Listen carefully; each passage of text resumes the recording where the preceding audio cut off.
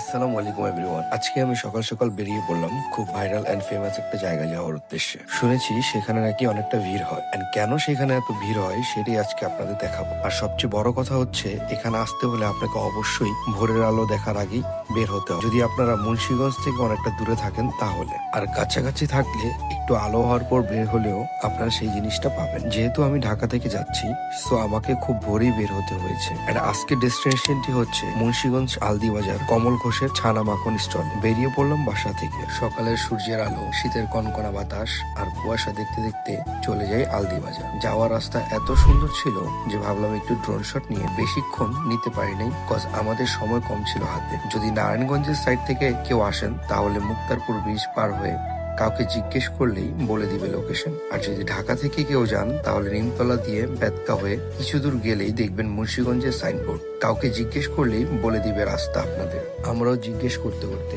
অবশেষে চলে আসলাম সেই ভাইরাল ছানা মাঠার জগতে।